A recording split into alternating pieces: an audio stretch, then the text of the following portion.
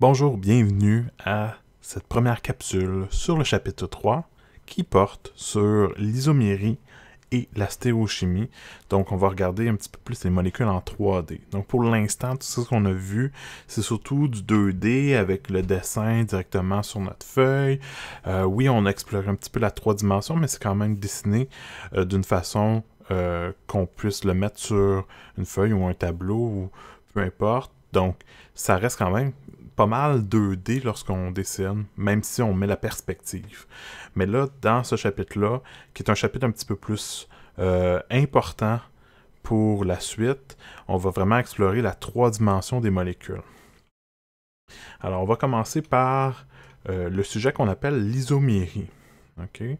Donc, je vous explique un petit peu qu'est-ce que c'est. Puis, vous avez comme d'habitude ici les lectures que je vous suggère ainsi que les exercices. Dans ce chapitre-là, vous allez remarquer quelque chose de particulier par rapport aux autres chapitres, c'est que je vais pas aller dans l'ordre exact du manuel pour le chapitre 3. En fait, ce que je vais faire, c'est qu'il va y avoir une petite portion de début du chapitre 3 que je vais vous introduire. Et par la suite, on va tout de suite aller à la fin du chapitre 3, qui porte vraiment sur ce qu'on appelle les conformères. Donc, je vais vous parler un petit peu des isomères au début, donc c'est pour ça qu'il y a un premier numéro par rapport à ça. Puis tout de suite, on va aller vers les conformères, qui sont des dessins de même molécule, mais je vais vous parler un petit peu comment ça diffère.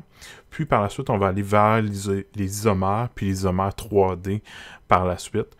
Donc, ça va contre l'ordre du manuel, donc soyez pas étonnés lorsque vous allez faire les exercices, que vous allez commencer par les exercices qui sont vers la fin du chapitre 3 plutôt que du début, parce que j'ai inversé un petit peu la façon de faire, donc je préfère faire de cette façon-là, mais il n'y a pas vraiment de mauvaise façon de regarder ces deux sujets-là.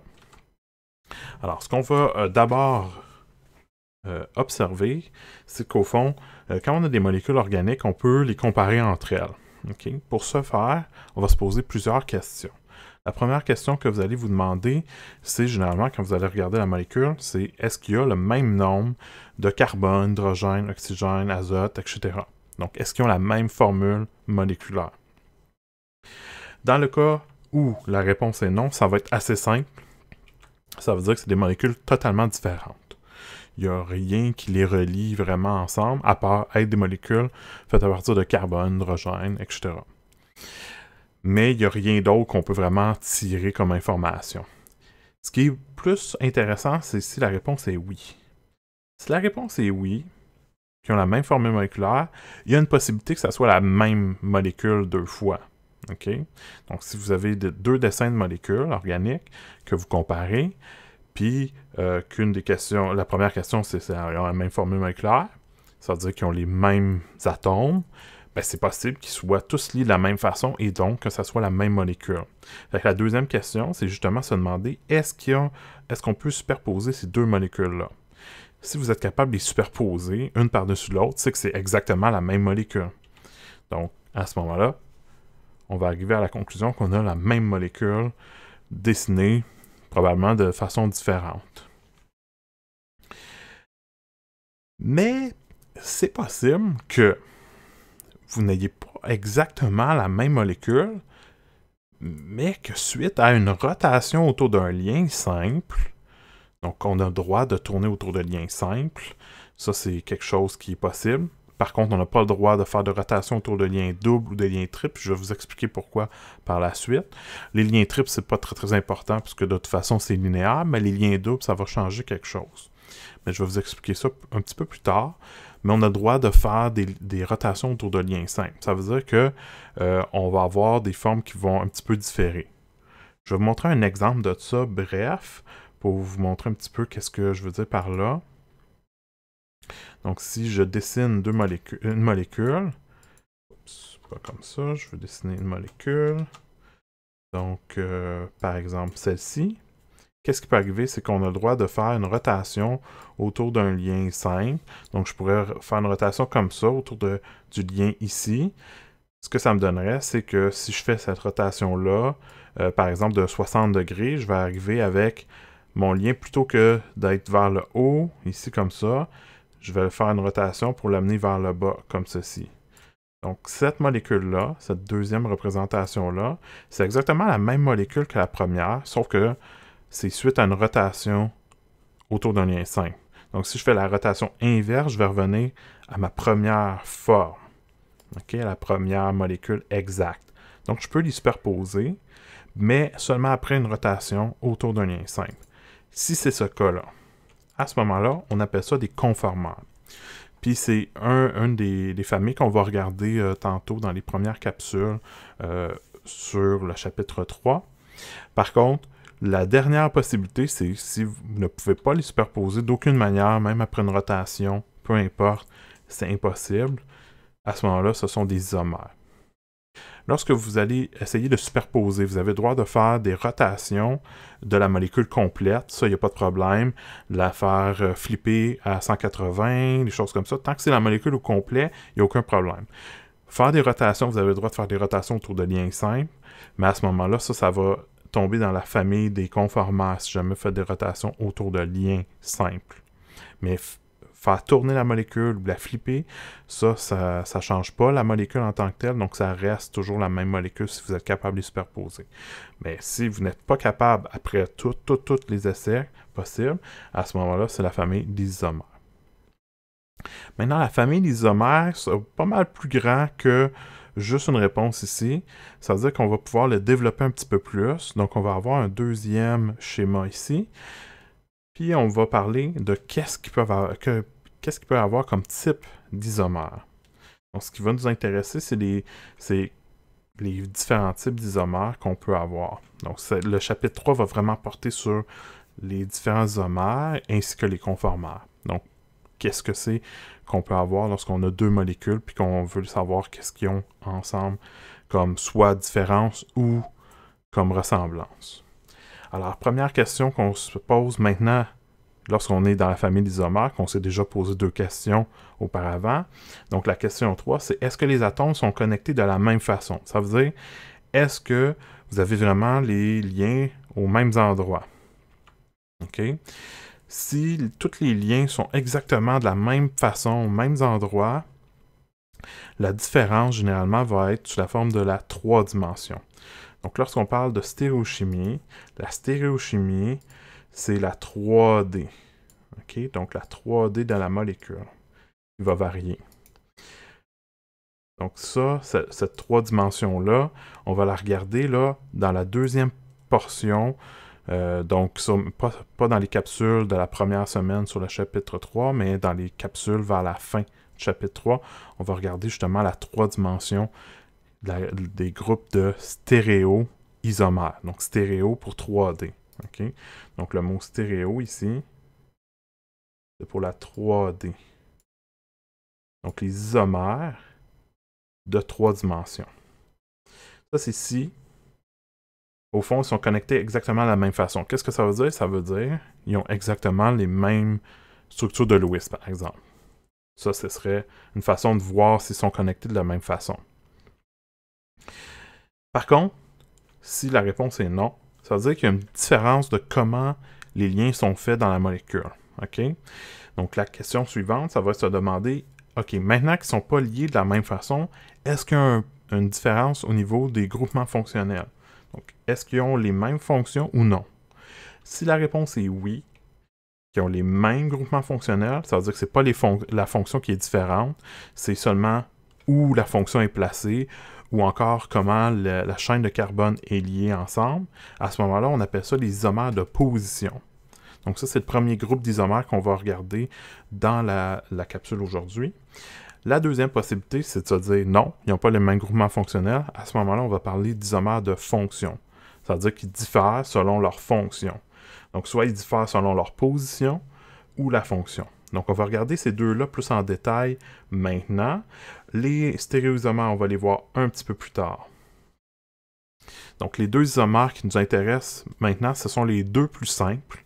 OK? C'est les isomères qu'on appelle de structure. Donc, ils diffèrent selon la structure de leur molécule. Donc, ça veut dire qu'ils vont avoir la même formule moléculaire, mais leur formule développée est différente. C'est-à-dire leur structure de Lewis, par exemple, elle est différente. C'est sûr que là, leur structure stylisée va être différente également. OK? Donc, deux types d'isomères de structure. Vous avez l'isomère de position. OK? Que dans votre manuel, on parle aussi d'isomère de chaîne.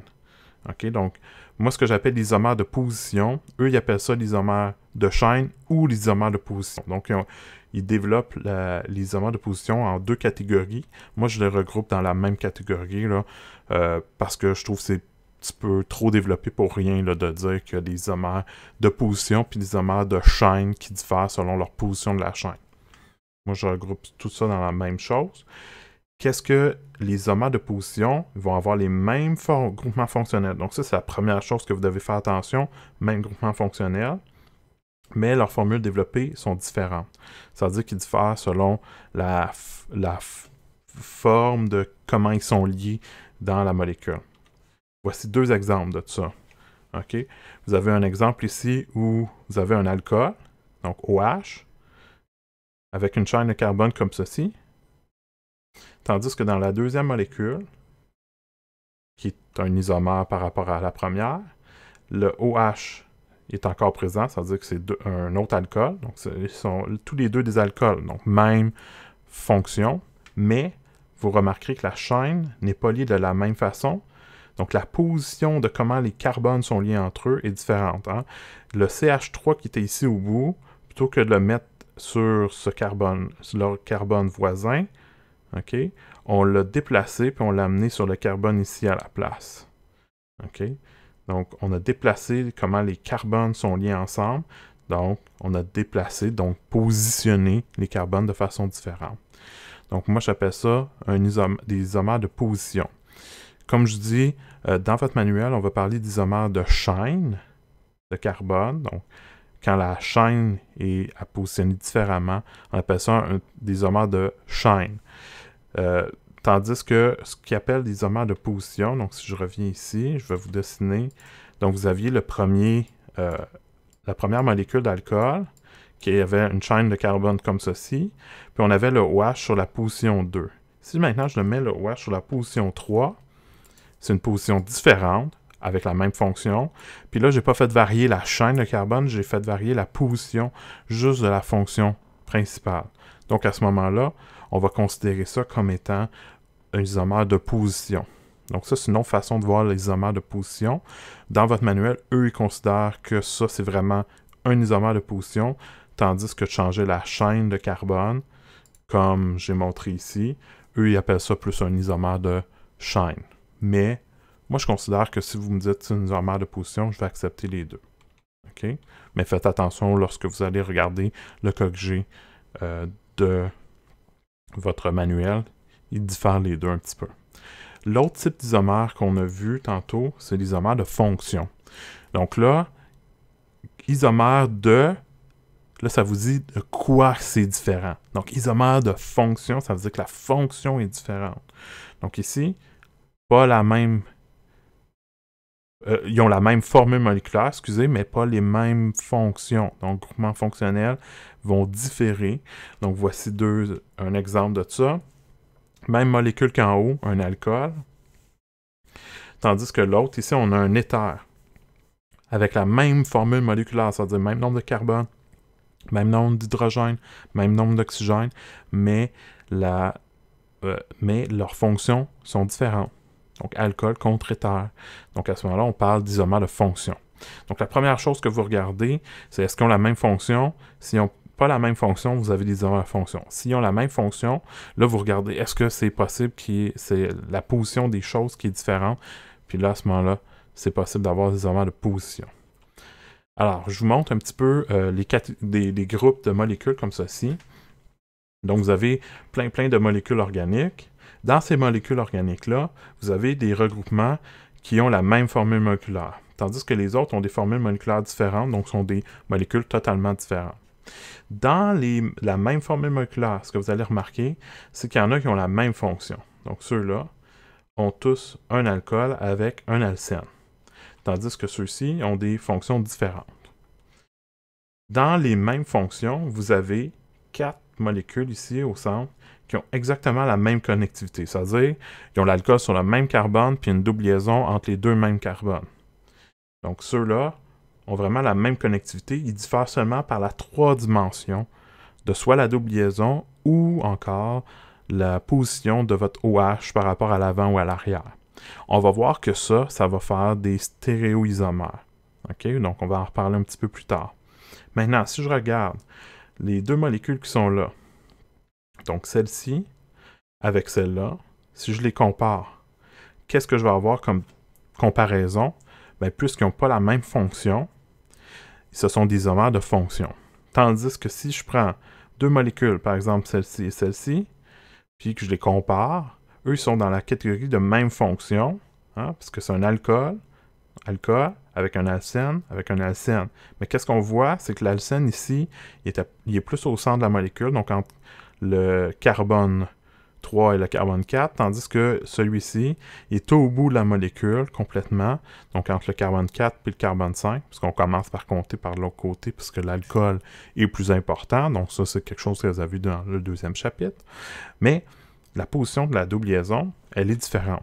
Donc c'est des isomères de position, parce que c'est pas à cause de la fonction, ils ont la même fonction, c'est vraiment la position des groupements, soit fonctionnels ou encore de la chaîne, qui est différente, que vous avez des isomères de position.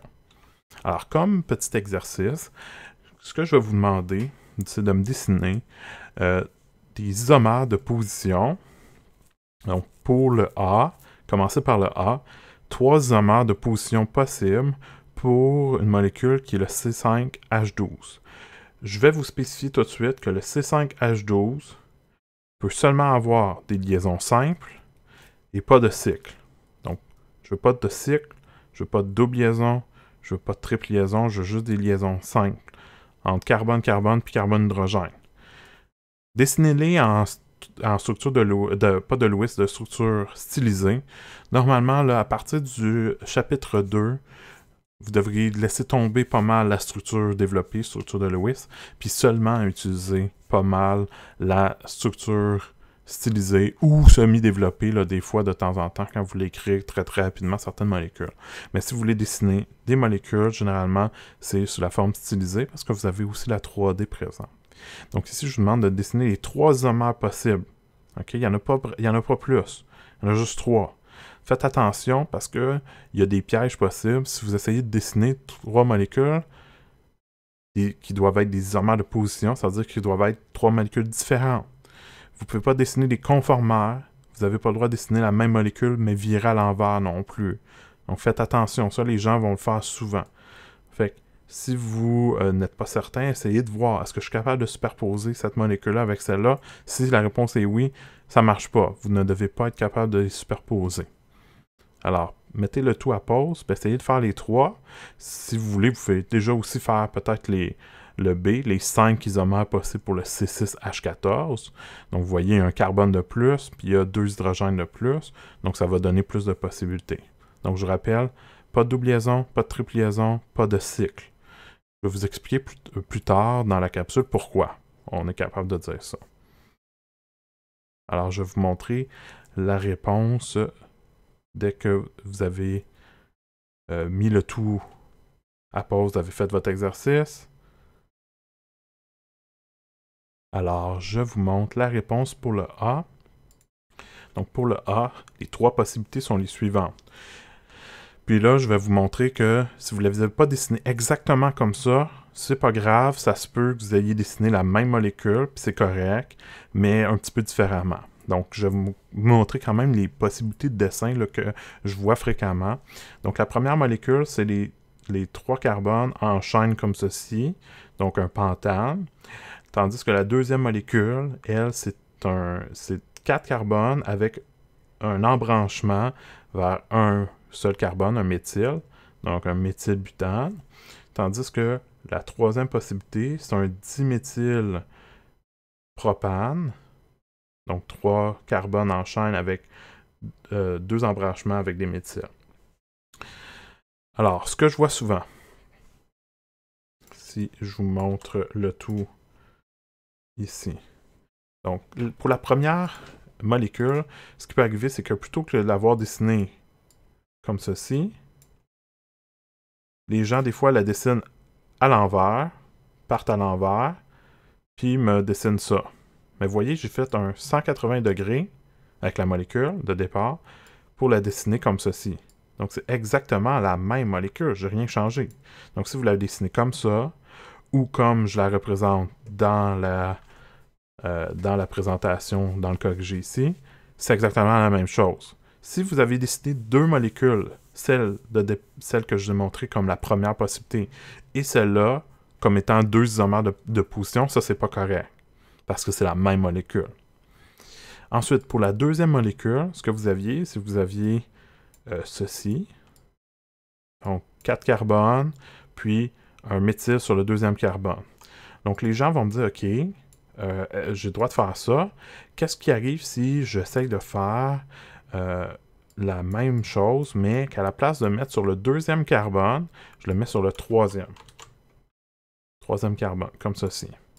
Qu'est-ce qui arrive? C'est qu'au fond, cette molécule-là, puis celle-là, c'est exactement la même molécule. Hein? On peut faire 180 degrés ici, puis je peux les superposer. Pourquoi ça arrive? C'est parce qu'au fond, quand vous dessinez de cette manière-là, vous dites, OK, mais là, mon 1 reste de ce côté-là pour la nomenclature, mais ce n'est pas le cas. Hein, le 1 va changer de côté, donc ça va être quand même sur la position 2 que vous aurez un méthyle. Donc c'est pour ça que ça, cette molécule-là, et celle-ci sont exactement la même molécule. Ce ne sont pas des isomères de position. Donc faites attention, si vous allez dessiner ces deux molécules-là, c'est pas correct. OK, c'est la même molécule. C'est-à-dire, si vous avez dessiné celle-ci, plutôt que ça, c'est correct, mais si vous avez dessiné les deux comme isomères de position, ça serait erroné. Finalement, pour la dernière, la troisième molécule, ce qui arrive souvent, c'est que moi, j'ai dessiné comme ceci, mais là, il y a des gens qui vont me dessiner, plutôt que j'ai dessiné comme vous l'avez là, mais il y en a qui vont me le dessiner comme ça. Je l'accepte aussi. Si vous voulez, vous pouvez aussi mettre la 3 dimensions. Je vais vous expliquer plus tard que c'était pas nécessaire d'avoir mis la 3D comme ça, mais ça serait acceptable aussi de le mettre pour la molécule qui est là. Donc ça, c'était vraiment les seules 3 possibilités. C'était ces 3-là. Donc maintenant, pour le C6H14, si vous ne l'avez pas essayé, maintenant que vous avez une idée de comment faire avec le A, mettez la vidéo à pause. Puis, je vais vous montrer les réponses. Donc, je vous montre un petit peu c'est quoi les 5 possibilités. Donc, maintenant que vous avez vu avec les 3 en A, voici les 5 possibilités pour le C6H14. Donc, encore une fois, juste des liens simples, pas de cycle, pas de double liaison. Donc, vous avez les 6 carbones en lien comme ça, en chaîne droite. Vous avez possibilité de mettre 5 carbones en chaîne, puis un CH3 vers le bas, en position, ou plutôt en branchement, pour avoir un CH3 en position 2, ou encore à la position 3. Quelqu'un qui voudrait le mettre à la position 4, ça revient à le mettre à la position 2. Donc, il n'y a pas d'autre possibilité ici. Ce que vous avez le droit, par contre, de faire, c'est que plutôt de faire une chaîne de 4 carbones, ce que vous pouvez faire, c'est prendre un des carbones du bout, puis le déplacer, le mettre sur un des carbones de centre pour faire un embranchement supplémentaire. Donc, vous avez cette possibilité-là qui est d'avoir un méthyle sur un carbone 2, puis un méthyle sur un carbone 3, ou encore d'avoir les deux méthyles sur le même carbone, qui serait le carbone 2 ici. Donc ça, c'est les 5 possibilités pour les 5 isomères pour la position, de position, parce qu'on a changé la position de la chaîne de carbone, que votre manuel, eux, appelle des isomères de chaîne.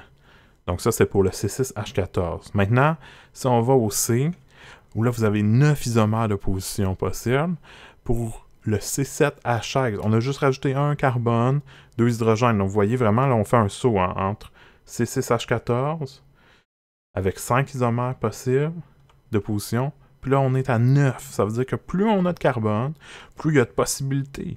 OK? Puis ça, c'est juste avec des hydrogènes en lien simple, pas de cycle. Fait que vous pouvez imaginer la quantité de molécules possibles à faire avec des carbone, hydrogène, oxygène, azote, fluor, chlore, brome, iode et toutes les autres possibilités d'atomes qu'on retrouve de temps en temps dans les molécules organiques.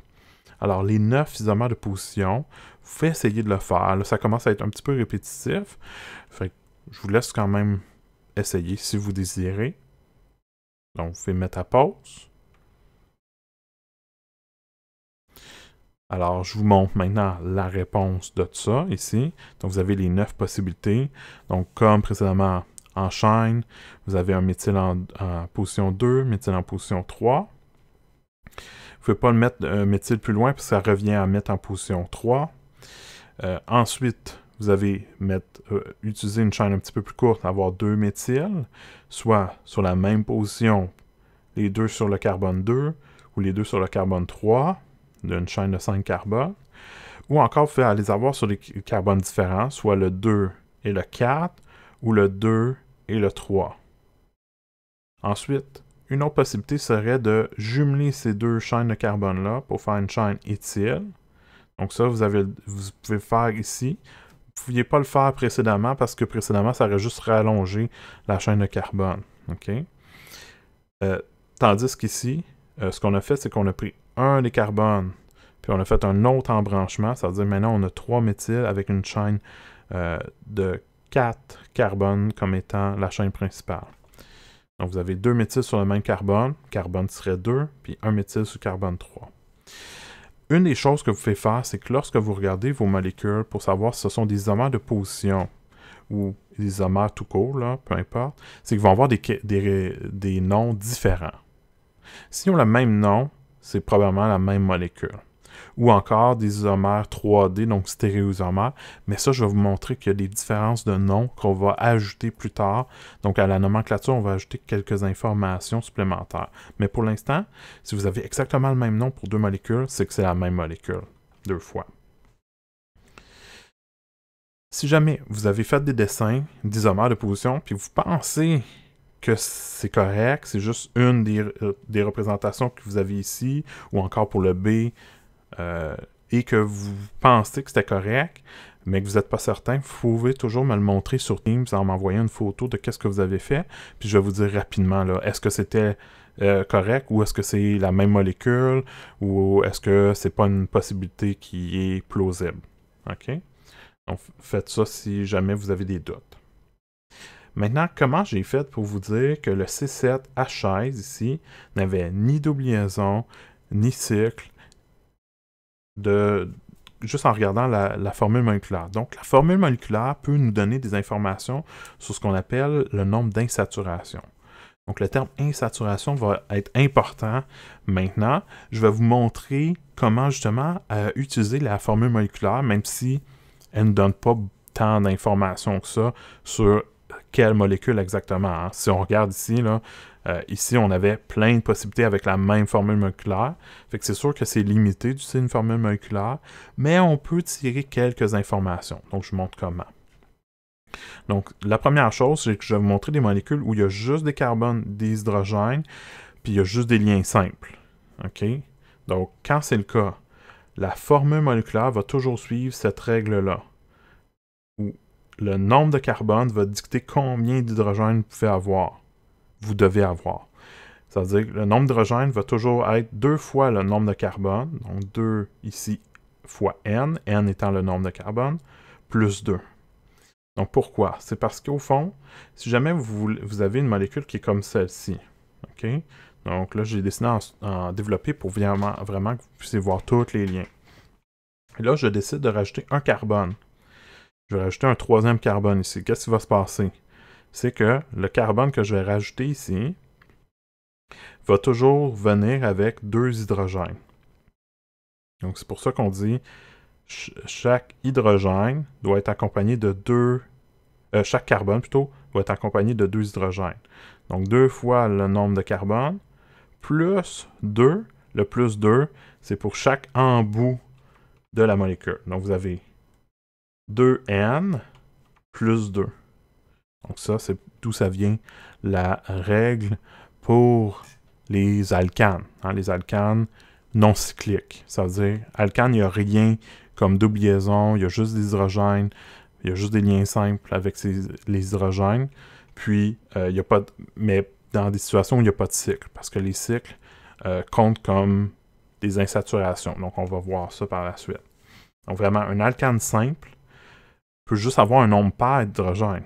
Hein? Ça veut dire 2N plus 2, ça donne juste des nombres pairs. Si jamais vous avez un nombre impair, il y a un problème. Maintenant, qu'est-ce qui arrive si j'ai des alcènes ou des alcynes, donc des liaisons qu'on appelle multiples? On appelle ça des insaturations, parce qu'ils vont refléter l'absence de 2 hydrogènes pour que la molécule soit saturée. Ça veut dire qu'elle soit complète. Donc, les insaturations, c'est la lettre I ici. Chaque insaturation retire 2 hydrogènes. Donc, c'est pour ça qu'on a maintenant la règle est de 2N plus 2 moins 2I. OK? Où I est le nombre d'insaturations. Donc, je vous montre ça avec la même molécule qu'on avait précédemment. Maintenant, si je veux poser une double liaison, qu'est-ce qui arrive? Ben, je dois retirer 2 hydrogènes pour pouvoir créer une double liaison entre 2 carbones. Donc, c'est pour ça qu'on a chaque insaturation, chaque liaison multiple, retire 2 hydrogènes. Donc, si on retrouve moins de 2N plus 2 hydrogènes dans une molécule, c'est qu'il y a des insaturations. Donc, une insaturation retire 2H. Donc, les cycles constituent aussi une insaturation parce que pour pouvoir former un cycle, il faut retirer les 2 hydrogènes de chaque bout pour pouvoir lier nos carbones ensemble. OK? Donc, pour pouvoir justement refermer la boucle sur la chaîne de carbone, on doit retirer les 2 hydrogènes de chaque bout. Je vous explique un petit peu alors qu'est-ce que constitue une insaturation ou plus. Alors, qu'est-ce qui peut compter comme une insaturation? Voici les 3 possibilités. Première possibilité, une double liaison. Une double liaison, c'est une insaturation. L'autre possibilité, une triple liaison. Une triple liaison compte pour 2 insaturations. Ça veut dire qu'on doit enlever 4 hydrogènes. Et la dernière possibilité, c'est un cycle. Un cycle compte pour une insaturation. Donc, les insaturations, c'est les I. Donc, ça veut dire une double liaison compte pour un I, une triple liaison compte pour 2 I, et un cycle compte pour 1 I. OK? Fait que si vous avez au total dans votre molécule 4 insaturations, ben vous pouvez avoir une combinaison de liaisons triples avec 2 doubles, ou une liaison triple avec un cycle puis une double, ou encore, vous pouvez avoir 3 doubles puis un cycle. Donc vous avez toutes les possibilités ici de combinaison lorsque vous avez plus que si vous avez plusieurs insaturations dans une molécule. Mais chaque fois que vous avez une insaturation, ça retire 2 hydrogènes. Alors, si je reviens à la présentation, les autres choses qui peuvent influencer votre nombre d'hydrogènes dans une molécule. La prochaine chose, c'est les halogènes. Les halogènes, eux, remplacent dans les molécules des hydrogènes. Donc, par exemple, ici, si on veut considérer les halogènes, on les considère comme des faux hydrogènes. Ça veut dire que dans le compte normal de 2N plus 2, puis là, comme on a vu, s'il y a des insaturations, on ferait moins 2I, ben on les compte dans le décompte total. Ça veut dire que les halogènes, on les considère comme des faux hydrogènes. OK? Mais on les compte là-dedans. Pourquoi? C'est parce qu'ils vont prendre carrément la place des hydrogènes. Donc, si je veux mettre des halogènes ici, qu'est-ce qui va arriver? Ils vont juste prendre la place parce que les halogènes font juste un lien, comme les hydrogènes. Et ils ont 3 doublets libres chacun, mais ça, c'est différent des hydrogènes, mais ils font quand même le même nombre de liens. Donc, lorsqu'on compte les hydrogènes, il faut aussi compter les halogènes dans le total. des hydrogènes. Donc, je mets hydrogène entre guillemets, parce que les halogènes, c'est comme des faux hydrogènes, mais on les compte. Maintenant, qu'est-ce qu'on peut avoir d'autre? On peut avoir des oxygènes ou des azotes. Les oxygènes, si j'ai un ou plusieurs oxygènes, ça ne change absolument rien au compte d'hydrogène. Je vous montre pourquoi.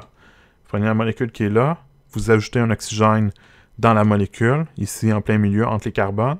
Qu'est-ce qui va se passer? L'oxygène est placé. Est-ce qu'il a ajouté des hydrogènes? Non. Donc le nombre d'oxygène, ici que j'ai noté M, ne change absolument rien à la molécule pour le nombre d'hydrogène. Par contre, qu'est-ce qu'on peut avoir d'autre? On peut avoir un azote. Et les azotes, eux, étant donné qu'ils font 3 liens, quand ils vont s'insérer dans la chaîne de carbone, que ce soit en bout ou pas, ils vont toujours apporter un hydrogène supplémentaire. C'est-à-dire le nombre d'azote s'ajoute au nombre d'hydrogène. Donc on a 2N plus 2 plus P. Ça, c'est sans s'il n'y a pas d'insaturation, là. Donc, pourquoi il y a un plus P? C'est parce que lorsque l'azote est ajouté dans la chaîne de carbone ici, ce qui arrive, c'est qu'il ajoute avec lui, il apporte un hydrogène. Donc, c'est pour ça que maintenant, le compte est ajouté au compte total d'hydrogène qu'on doit avoir dans une molécule. Donc, dans les cas où vous avez un azote, c'est possible que le nombre impair d'azote crée un nombre impair d'hydrogène au total. Donc, c'est les seuls cas où vous allez avoir un nombre impair d'hydrogène, c'est lorsque vous avez un azote ou un nombre impair d'azote. Alors, si on met tout ça, toute cette information-là ensemble, ça nous donne la formule suivante. Puis là, je vais vous montrer qu'est-ce qui est vraiment important dans cette formule-là. Parce que là, il y a beaucoup de choses.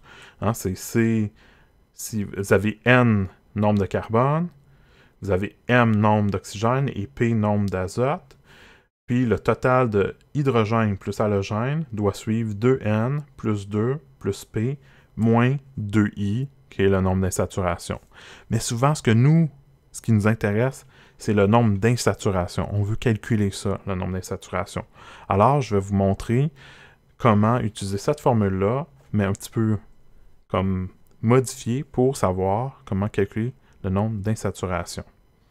Donc, parce que dans l'exercice ici, je vais vous faire pratiquer ça, le calcul d'insaturation. Donc, je vais vous montrer la formule, mais remaniée pour vraiment calculer le nombre de I, insaturation. Alors, la formule que vous allez utiliser pour calculer le nombre d'insaturation I va suivre la formule suivante. Donc, vous allez calculer combien vous pourriez avoir au maximum d'hydrogène. Donc, 2 fois N, qui est votre nombre de carbone, plus 2, plus P, qui est votre nombre d'azote. Évidemment, si vous n'avez pas d'azote, ça vaut pour 0. Vous allez faire moins le nombre de H, et là, j'ai mis CL, je veux dire le nombre de H et de X. Donc, X, c'est halogène. OK? Donc là, vous allez le voir de temps en temps, X. J'avais écrit CL, mais c'est pas juste CL, c'est halogène dans la formule moléculaire. Ça veut dire combien il y en a vraiment là, dans votre formule. C'est quoi le total de H plus halogène dans la formule moléculaire que vous avez devant vous. Puis, vous divisez par 2 parce que chaque insaturation retire 2 hydrogènes. Donc là, vous allez savoir combien d'insaturation dans vos molécules lorsque vous allez faire ce calcul-là. Donc ça peut vous aider à savoir est-ce qu'il y a des insaturations ou pas. C'est-à-dire, est-ce que des doubles, est-ce que des triples ou est-ce que des cycles possibles dans une molécule ou non. C'est rare qu'on va l'utiliser, mais au moins vous savez maintenant qu'est-ce que ça veut dire qu'une insaturation, puis ça, on va l'utiliser fréquemment dans le cours à partir de maintenant. Alors, dans le petit exercice qui est là, qui est un exercice assez court, je vous demande, est-ce que les molécules ici sont impossibles? Qu'est-ce que je veux dire par là? Je veux dire, calculer combien il y a d'insaturation selon les formules moléculaires. Si jamais votre nombre d'insaturation n'est pas un nombre naturel, ça veut dire que ce n'est pas 0, 1, 2, 3, 4. Si c'est une fraction, à ce moment-là, ce n'est pas possible. Le nombre d'insaturation doit toujours être un nombre naturel, jamais une fraction. Donc, si vous obtenez une fraction, ça veut dire que la formule moléculaire qui est là, elle est impossible. C'est-à-dire soit que vous avez un hydrogène de trop ou un hydrogène que vous auriez dû, que vous devriez ajouter. OK? Alors, essayez de me calculer. C'est quoi le nombre d'insaturations pour la première molécule, par exemple? Combien vous arrivez? Est-ce que ça donne un chiffre naturel? Oui ou non? Donc, à ce moment-là, est-ce qu'elle est possible? Alors, je vous laisse faire les 4. Donc, prenez le temps de les faire. Ça ne devrait pas être trop long. Vous pouvez utiliser, donc, comme je vous ai suggéré, la formule qui est ici. Donc, vous l'utilisez pour pouvoir calculer les 4, le nombre d'insaturations et déterminer si les molécules sont possibles. Donc, mettez la vidéo à pause, puis on revient tout de suite après. Je vous montre la réponse, puis ça va conclure cette capsule. Alors, je vais revenir à la présentation. Je vous montre la réponse. Pour le premier, vous avez un nombre de carbone de 6. Donc, dans 2n plus 2, donc 2 fois 6 plus 2, ça me donne 14. Ensuite, je regarde, dans ma molécule, j'ai 9 hydrogènes, puis j'ai un halogène, un brome. Ça me donne donc un total de 10 halogènes et hydrogènes dans ma molécule. Donc, je vais faire 14 moins 10. Donc, combien je pourrais avoir maximum moins combien j'ai réellement d'hydrogène et halogène.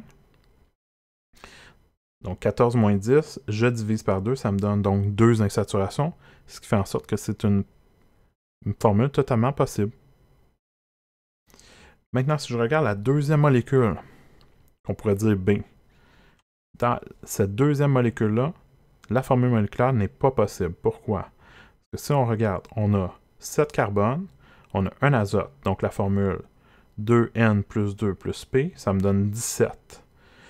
Quand je regarde ici, j'ai 8 hydrogènes et j'ai pas d'halogène. Donc j'ai 8 hydrogènes, donc je vais faire 17 moins 8 divisé par 2, ce qui me donne 4,5. Et ça, c'est pas possible d'avoir des décimales, donc une fraction. Donc ça ne fonctionne pas. Maintenant, la troisième, elle est possible. Pourquoi? Si on regarde, vous avez 4 carbones, 2n plus 2, il n'y a pas de P ici parce qu'il n'y a pas d'azote. Donc ça me donne 10. Et au total, j'ai 4 hydrogènes et 2 chlores. Donc au total, ça me donne 6 hydrogènes. Hein? Hydrogène entre guillemets. Donc ça me donne 10 moins 6. Donc, ça, c'est combien je pourrais avoir moins combien j'en ai. Divisé par 2, ça me donne 2 insaturations. Donc ça, encore une fois, c'est possible.